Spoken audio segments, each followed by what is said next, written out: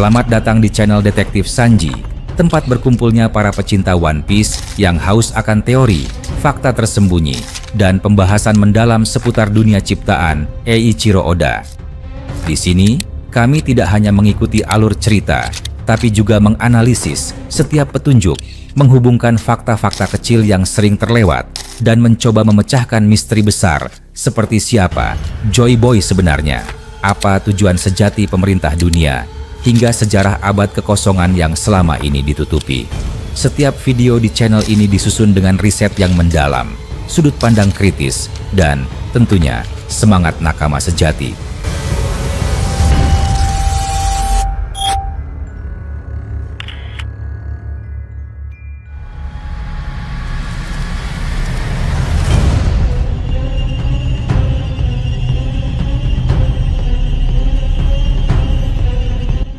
Pertempuran di Mary Joyce terus menggema, meninggalkan luka baru pada tanah suci yang selama berabad-abad berdiri tak tersentuh.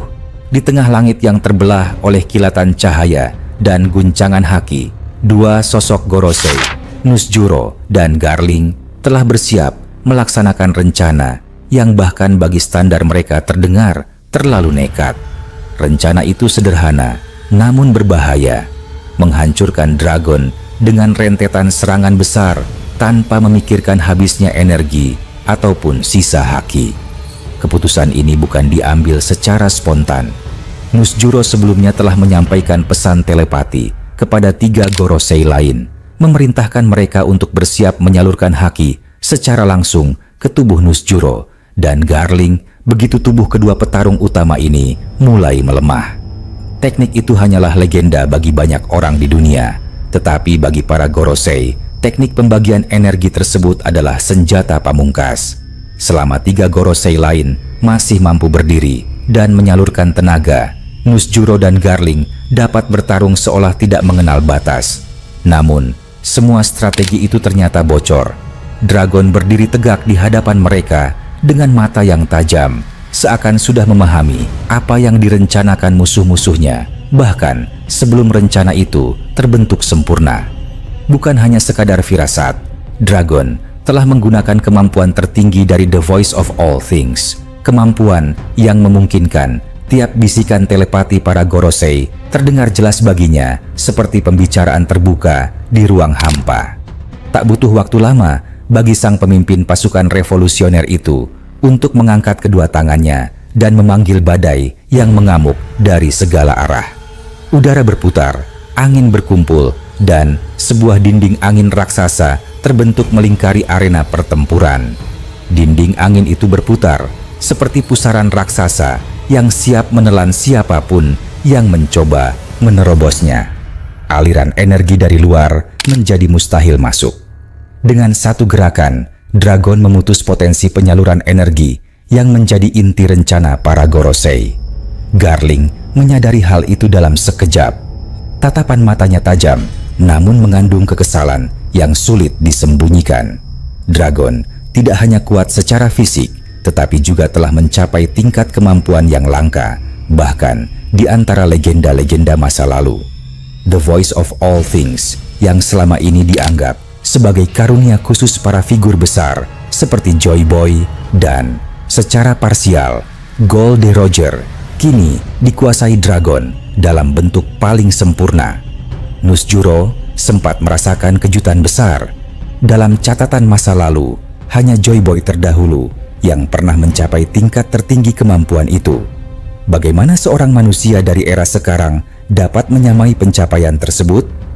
Garling memberikan jawaban yang mengandung kenyataan pahit. Dragon adalah keturunan D, pewaris garis darah langka yang penuh misteri. Di masa lalu sebagai anggota angkatan laut, Dragon dikenal bukan hanya kuat, tetapi juga berotak tajam, rajin berlatih, dan dilahirkan dengan bakat yang tak masuk akal. Bakat sebesar itu dipadukan dengan kecerdasan luar biasa dan disiplin keras sejak diasuh oleh Garp, menghasilkan monster yang kini berdiri melawan para penguasa dunia. Dinding angin yang diciptakan Dragon semakin besar, bergerak seolah ingin menghapus seluruh Mary Joyce dari peta dunia. Garling menoleh kepada Nusjuro dan bertanya, apakah rencana gila mereka tetap harus dijalankan. Jawaban Nus Juro jelas dan tanpa ragu. Rencana harus tetap berjalan. Jika serangan-serangan besar mampu memojokkan dragon, bahkan hanya beberapa detik saja, dinding angin itu akan melemah. Ketika dinding itu runtuh, 3 Gorosei lain dapat masuk dan menyalurkan energi. Tidak ada pilihan lain selain maju. Serangan pertama dimulai. Garling melepaskan haus Shokuhaki yang menghentak langit. Gelombang tekanan yang muncul dari tubuhnya meretakkan bangunan suci, menghancurkan menara-menara tua seperti pecahan kaca. Udara terasa berat hingga napas siapapun yang lemah akan berhenti hanya karena berada dalam radius beberapa meter darinya. Nus Juro berubah ke bentuk hibrid, tubuhnya menyatu dengan kekuatan es yang mampu membekukan udara itu sendiri. Tebasan-tebasan Nus Juro kali ini bukan hanya serangan biasa, tetapi tebasan yang diciptakan untuk membelah benua jika diarahkan ke tanah. 2 Gorosei itu menyerbu seperti 2 bintang jatuh yang siap menghancurkan dunia. Dragon harus bergerak cepat. Setiap langkahnya meninggalkan dentuman angin, setiap ayunan tangannya membelah udara. Namun, meski serangan yang datang menghujani seperti hujan meteor, Dragon tetap berdiri dengan ketenangan yang tidak dimiliki manusia biasa. Sorot matanya tajam, seperti melihat gambaran masa depan setiap kali serangan datang. Dragon bukan hanya petarung kuat, ia adalah pemikir, seorang jenius yang menjaga ketenangan, bahkan ketika dunia runtuh di sekelilingnya. Hal itu membuatnya jauh lebih berbahaya daripada sekadar manusia kuat.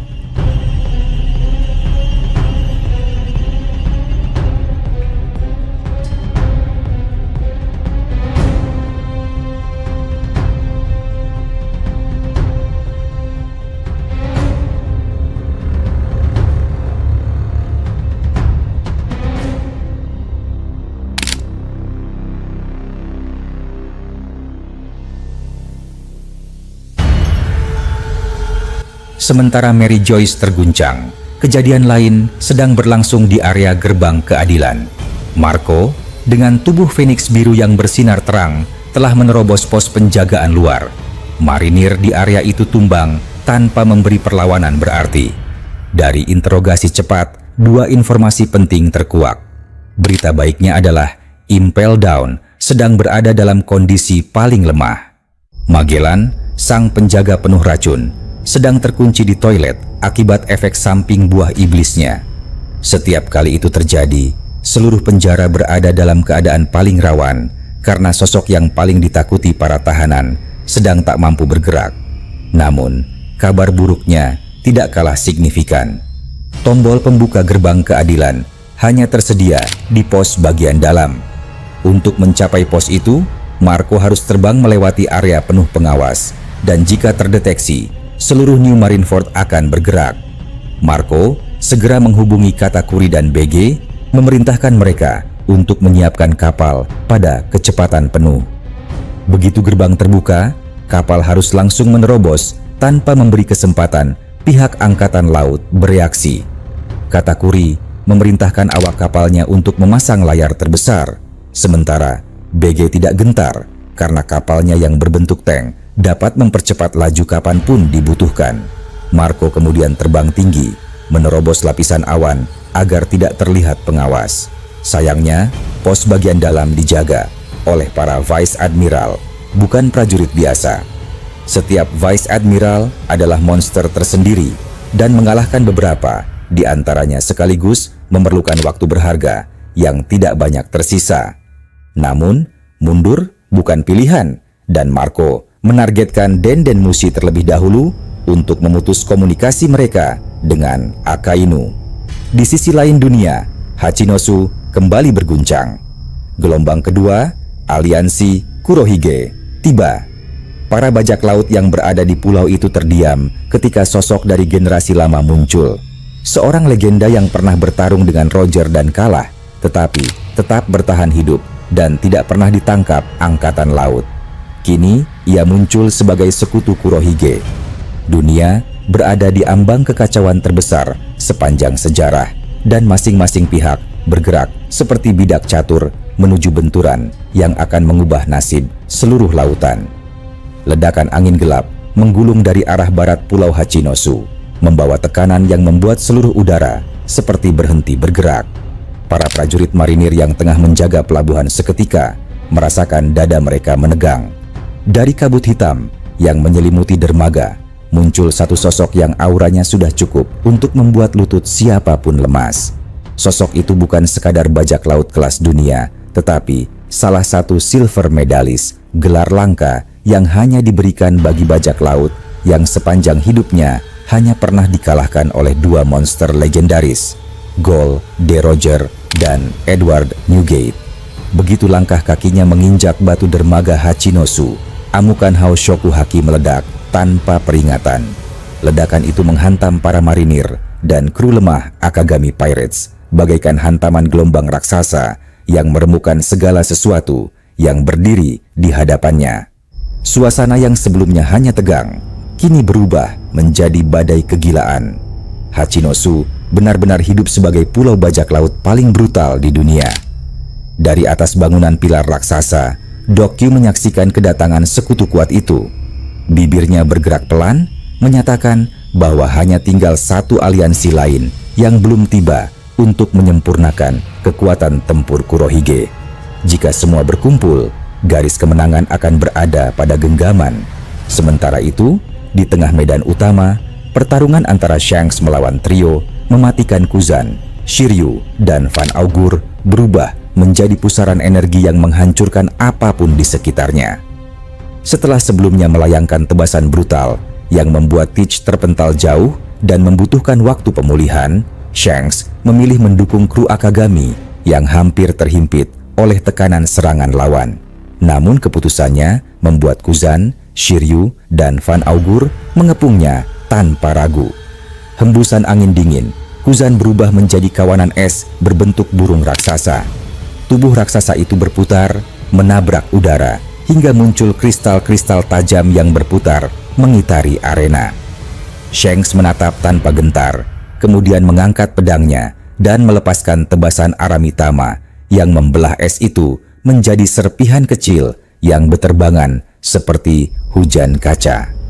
Shiryu, pembunuh bayangan yang menghilang dan muncul secepat kilatan, bergerak memanfaatkan kebingungan sesaat. Puluhan tebasan cepat dilepaskan, masing-masing mengarah ke titik lemah berbeda. Namun, kemampuan Haki Shanks membaca pola serangan itu seperti membaca garis takdir. Setiap serangan Shiryu ditepis, dipatahkan, bahkan dibalas dengan hantaman singkat yang memaksa sang pembunuh menjauh. Di kejauhan, Van Augur menembakkan peluru-peluru teleport yang menembus udara bagaikan ular perak.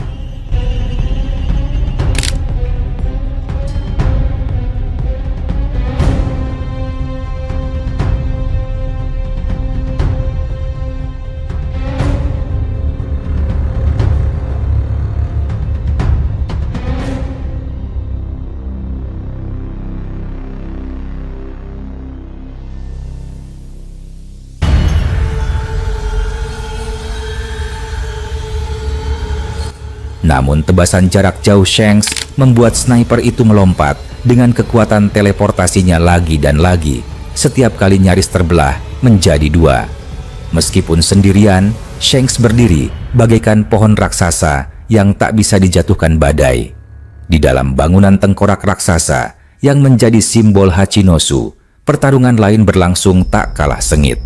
Limejus, dengan senjata unik dan gaya bertarung yang selalu tak terduga, bertarung menghadapi Avalo Pizarro yang menyatu dengan struktur pulau. Namun ketika Katarina Devon tiba dan menyerang dari arah yang tak terlihat, Limejus kehilangan ritme pertempuran. Dua lawan sekaligus membuatnya terdesak, dan Pizarro memanfaatkan momen itu untuk melepaskan diri dan kembali menyatu dengan pulau. Getaran yang merayapi seluruh pulau menandakan sesuatu yang jauh lebih buruk. Tengkorak raksasa yang sebelumnya retak akibat perang kini mulai membaik, seolah pulau itu sendiri sedang bangun dari tidur gelapnya. Tanah berguncang lebih keras, suara gemuruh mengisi udara. Teach, yang hampir menyelesaikan proses pemulihan, mulai tertawa keras. tawa yang bergema, dan menandakan keyakinan penuh bahwa kemenangan berada dalam jangkauan. Di dunia matahari Elbaf, warna langit berubah redup karena asap hitam dari tubuh raksasa-raksasa iblis yang mengamuk di seluruh penjuru. Zoro dan Sanji terus melawan Dori dan Brogy, dua raksasa legenda yang kini berada di bawah kutukan Domi Reversi, membuat kekuatan mereka meningkat tak terkendali. Di sisi lain, Franky baru saja berhasil menumbangkan satu raksasa iblis yang kekuatannya berada jauh di bawah dua raksasa utama. Tanpa membuang waktu, Franky melesat menuju lokasi di mana Nami, Robin, Jinbe, Brook, dan Usopp terbelenggu kekuatan musuh. Di bawah mereka, Im Sama melayang diam seperti bayangan maut.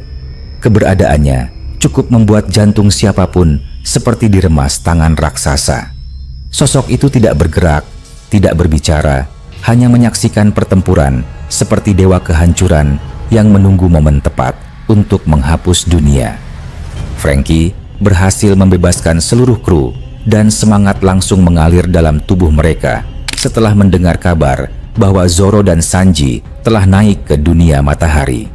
Namun, kegembiraan itu hanya bertahan beberapa detik karena raksasa iblis lain tiba-tiba menerjang dari sisi kanan. Robin menciptakan tangan raksasa yang membelit kaki musuh. Usopp menembakkan Pop Green yang memicu gelombang kejut.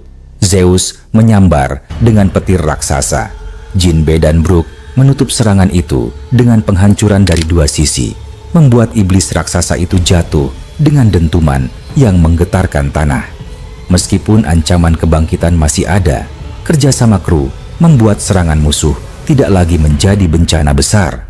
Franky memperingatkan bahwa sosok misterius yang melayang di kejauhan tidak boleh didekati. Semua menyadari satu hal, Im Sama berada pada level yang tidak dapat disentuh siapapun di sana. Jalan terbaik hanyalah bertahan, bergerak, dan menunggu Luffy mencapai dunia matahari. Di bagian lain, dunia matahari, Killingham terbang dengan cepat di atas monster mimpi buruk, menelusuri kawasan luas untuk mencari Zoro dan Sanji. Kedua pejuang itu dianggap ancaman terbesar dan tidak boleh dibiarkan bergerak bebas. Somers yang sempat terluka parah oleh Haoshoku Zoro kini sudah hampir pulih sepenuhnya. Setiap detik membuat regenerasinya semakin sempurna dan tidak lama lagi ia akan ikut bergerak memburu dua pendekar itu. Di wilayah jauh dari pusat pertarungan, seorang raksasa kuat dari desa alkohol berlari melintasi pegunungan es, berusaha menyelesaikan misi penyelamatan desa-desa yang diteror monster mimpi buruk. Dalam perjalanan, raksasa itu bertemu raksasa lain dari desa pemburu yang menunggangi burung raksasa yang sudah lama jinak di bawah kendalinya. Keduanya berbicara singkat dan raksasa pemburu sepakat untuk membantu penyelamatan desa terakhir. Setelah itu, mereka berniat bergabung untuk berkumpul dengan para pejuang lainnya.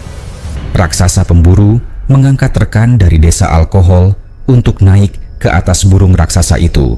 Sementara para prajurit lain melaju melalui jalur darat karena tidak cukup ruang untuk terbang bersama. Dua raksasa kuat itu melaju menuju pusat kekacauan. Ketika keduanya tiba nanti, kekuatan mereka diyakini mampu mengubah arah angin peperangan besar yang mengguncang dunia matahari. Pertempuran besar itu belum mencapai puncaknya. Namun, dunia sudah mulai bergetar, menandakan bahwa akhir dari drama ini akan menentukan nasib banyak bangsa dan sejarah baru yang akan tercatat selamanya.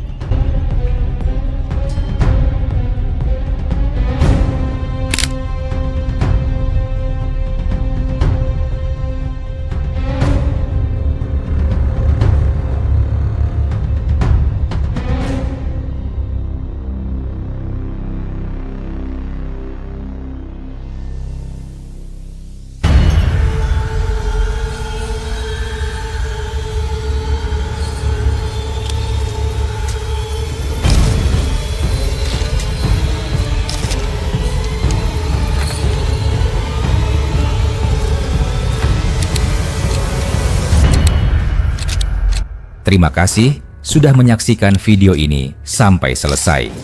Kalau kalian menikmati konten ini, Jangan lupa klik tombol like, tinggalkan komentar di bawah, karena semua teori dari kalian juga sangat berarti dan bisa jadi bahan diskusi di video berikutnya. Dan tentu saja, klik subscribe serta aktifkan lonceng notifikasi supaya kalian tidak ketinggalan update terbaru dari kami. Sampai jumpa di video selanjutnya.